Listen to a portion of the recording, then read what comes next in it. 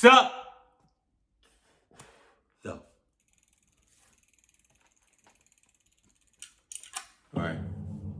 Okay. Kevin Wynn, who was 25 at the time, went missing in the early hours of December 9th, 2018. His family said he was kicked out of a bar called the Brass Rail on Broadway after an altercation, and that's the last they've seen or heard from him. Family, friends, and strangers have been hoping to find him or hear from him ever since.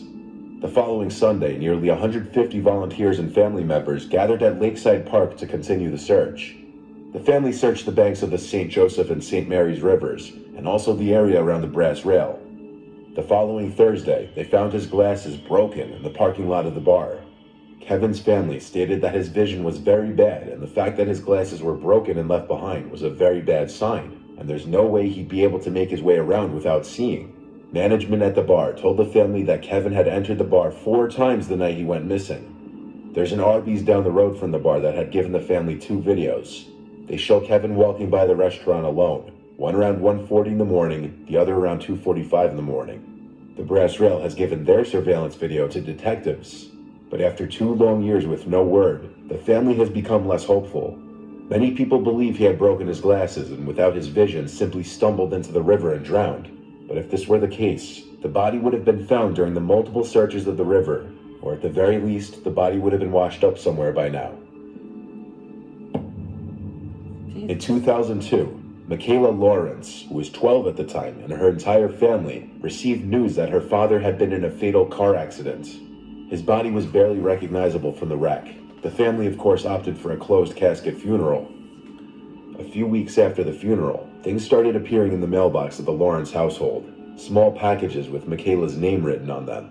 The packages would come once every few weeks. The first package was a small knick-knack type item. It was a decorative model glow-up Big Ben clock statue. It was a familiar piece that Michaela's mother recognized from the house somewhere. A few weeks later, another package came. This package contained an old antique stopwatch from the 50s. It didn't work anymore, but once again, it looked familiar to Michaela's mother. None of the packages said who they were from or where they came from. A few more weeks later, on Michaela's 13th birthday, a card in an envelope ended up in the mailbox, and written on it was Michaela's name again. The card was a happy birthday card, but once again, the mother recognized this card, and the handwriting was familiar. It was the handwriting of her thought-to-be-deceased husband, but it was a card that the couple had given to their daughter years ago, and it was signed Love, Mom, and Dad. This confirmed her suspicions that the items that had been arriving in the mail were possessions from the house, those of her husband's. She tried to check the safe in the bedroom closet to see if anything was missing, but mysteriously the safe combination no longer seemed to work no matter how many times she tried. She tried going to the police about the packages at her house, but police couldn't do anything except advise to install some kind of security system. To this day, it's not known who sent the packages or how whoever sent them got a hold of them. Jesus. Frauke Liebs disappeared on June 20th, 2006 from the town Paderborn in Germany.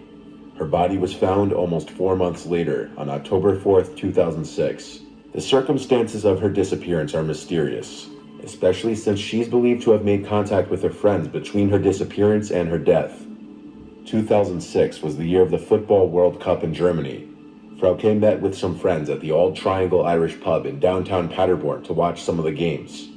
Her mom dropped her off at the pub around 9 p.m. During the Sweden-England match, she exchanged text messages with an acquaintance until the battery of her cell phone ran out. She then borrowed the battery of her friend, but the friend said that she returned the battery before leaving. At about 11 p.m., Frauke left the bar. It's assumed that she walked home because she was said to only have about €5 on her at that point. Her flat was about 1 mile away from the pub. Nobody knows which path she took because nobody saw her after she left the pub. Her flatmate Chris claimed that she never arrived in the flat. At 12:49 a.m., her roommate received a text from Frauke, which stated that she'd be back late. She did not appear at work the following day, and after she was not in the apartment, Frauke's mother reported her missing.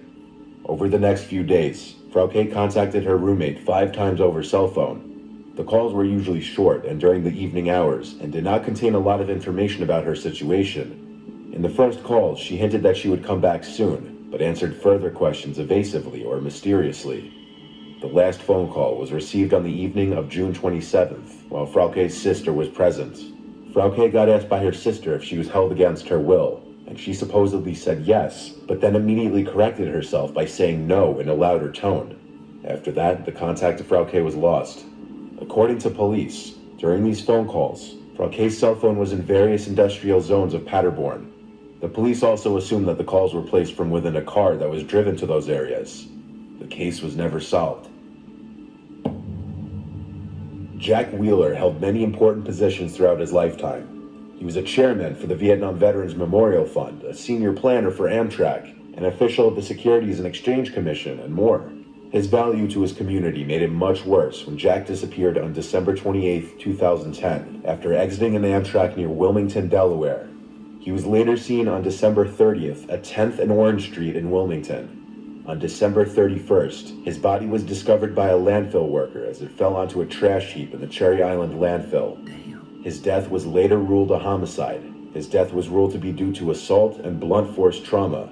It was determined that all of the stops the garbage truck had made that day involved large commercial disposal bins in Newark, a few miles from Jack's home. Prior to Jack's death, he was cited several times. On December 29th, he was cited at the Newcastle County Courthouse parking garage. He was disoriented and wearing only one shoe. He tried to gain access to the garage on foot, claiming that he wanted to warm up before paying the parking fee. He told the attendant that his briefcase had been stolen, and he kept claiming that he wasn't intoxicated, but the attendant didn't believe him. You got on one shoe, and it's not even 100%, I guarantee, that of it is. You know what I don't understand about these unsolved, mysteries, is that the fact that somebody or something knows how or why or when or where these people mysteriously vanished. But they're not saying nothing. Cause see, for me, I'm not like, if I end up, well, I'm not, but hypothetically speaking, if I end up, mysteriously, like, missing, I'm pretty sure y'all are gonna know. Just saying.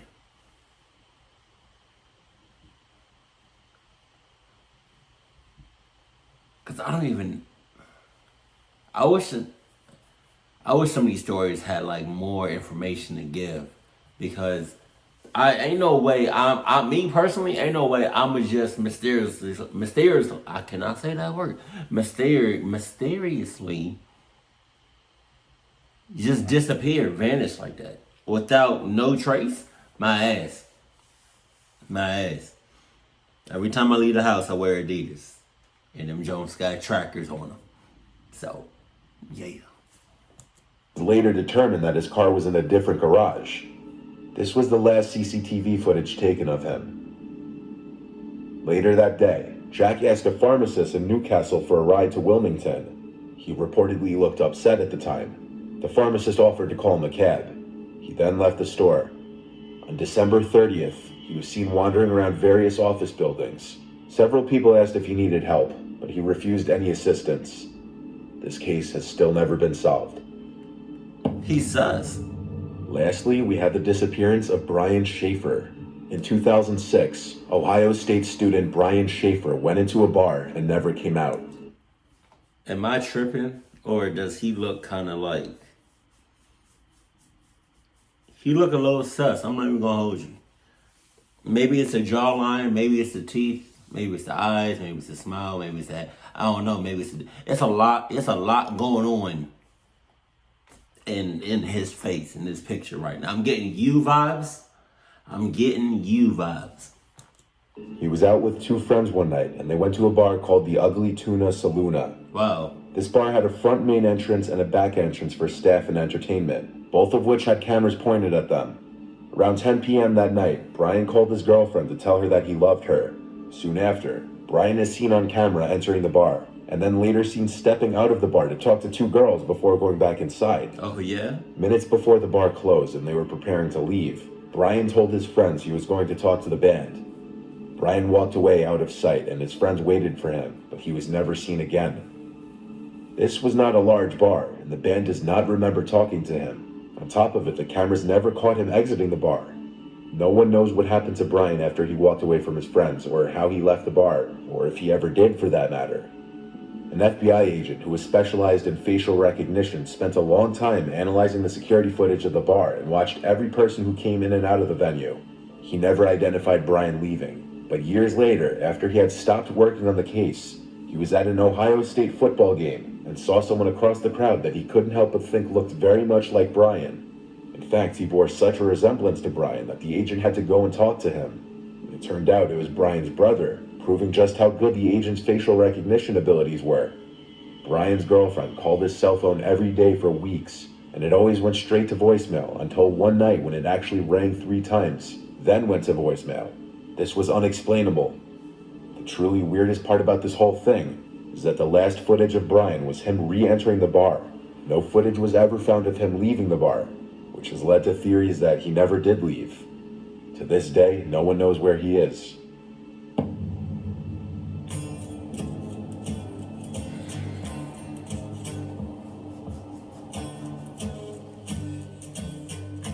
I'm not saying, but what I am saying is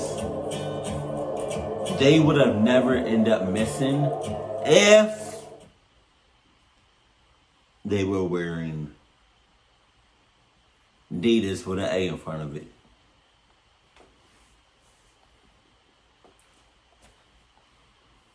I just don't know how people just end up missing like that. I don't know. I don't understand.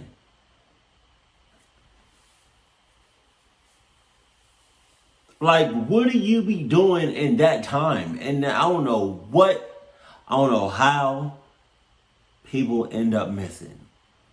But during that altercation, during that time, during the middle of the missing part, or of that whole altercation that you know that you're having, okay, I don't know how to really explain. Like, you got one point, you're here. Next point, you get 3 points. 1 point, you're here. Next point, you have an altercation. Right there. The second one. Then the third one, you end up missing. In that middle part, what are you doing? Best believe, if I think I'm going to end up missing or vanishing, I'm going to be putting up a fight or just haul assing. Because it really seemed like all of these people did not do anything whatsoever. It's like they just accepted their fate.